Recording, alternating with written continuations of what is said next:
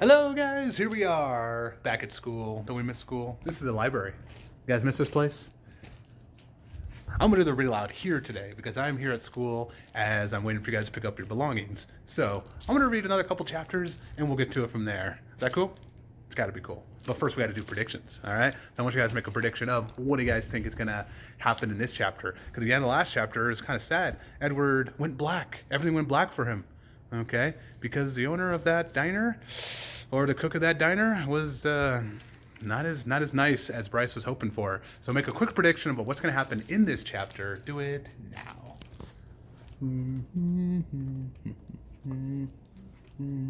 Okay, and we're back. I'm going to put the phone right here, and we'll do it from here. Is that cool? All right, chapter 22. I am allowed to read The Adventures of Edward Tulane as per Scholastic. Again, as per Scholastic, I am allowed to read this for you guys. Here we go. It was dusk, and Edward was walking down a sidewalk. He was walking on his own, putting one foot in front of the other without assistance from anybody. He was wearing a fine suit made of red silk. He walked down the sidewalk, then he turned onto a path that led to a house with lighted windows. I knew this house, thought Edward. This is Abeline's house. I'm on Egypt Street. Lucy came in running out of the front door of the house, barking and jumping and wagging her tail. Down, girl, said a deep, gruff voice. Edward looked up, and there was Bull, standing at the door. Hello, Malone, said Bull. Hello, good old rabbit. We've been waiting for you, and Belle swung the door wide open, and Edward walked inside. Abeline was there, and Nellie, and Lawrence, and Bryce. Susanna, called Nellie. Jangles, said Bryce. Edward, said Abeline. She held out her arms to him, but Edward stood still. He looked around the room. You searching for Sarah Ruth? Bryce asked. Edward nodded. You got to go outside if you want to see Sarah Ruth. So they all went outside, and Lucy and Bull and Nellie and Lawrence and Bryce and Abeline and Edward. Right there, said Bryce, and he pointed up to the stars. Yep, said Lawrence, that is Sarah Ruth's constellation. You can see it right there. Edward felt a pang of sorrow, deep and sweet and familiar. Why did she have to be so far away? If only I had wings, he thought, I could fly to her.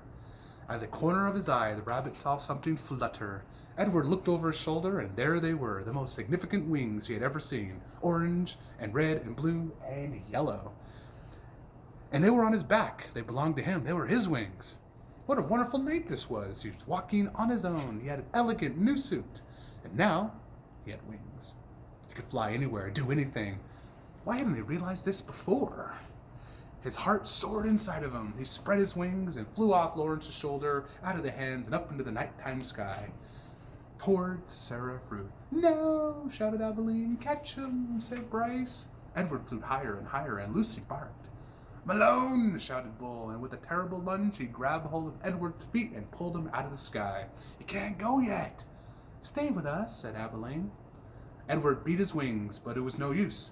Bull held him firmly to the ground. Stay with us, repeated Abeline. Edward started to cry. I can't stand to lose him again, said Nellie. Neither could I, said Abeline. Lucy bent her face to Edward's, and she licked the tears away. And that is the end of that chapter. Okay, now that was a curious chapter, wasn't it? But we're going to keep going because we did two at a time. Let's do another one. All right, chapter 23. Exceedingly well made, said the man who was running a warm cloth over Edward's face. A work of art, I would say. Surpassingly unbelievable dirty work of art. Edward looked into the eyes of the man. Ah, there you are, the man said. I can see that you are listening now. Your head was broken. I fixed it. I brought you back from the world of the dead. My heart, thought Edward. My heart is broken. No need to thank me, the man said. It's my job, literally. Allow me to introduce myself. I am Lucius Clark, the doll mender.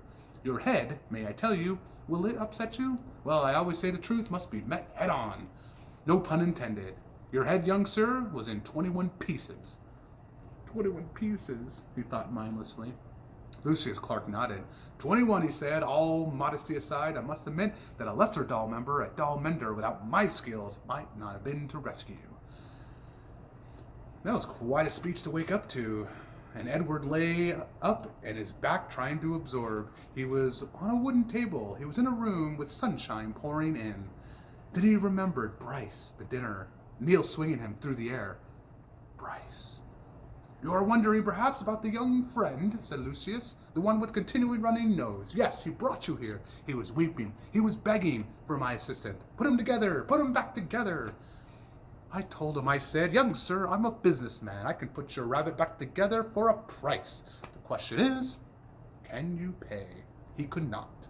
Of course he could not. He said he could not. I told him he had two options. Only two. First option is seek assistance elsewhere. Option 2, I would fix you to the very best of my considerable abilities. Here Lucius fell silent. He nodded, agreeing with him. Two options only, and your friend chose option 2. He gave you up so you could be healed.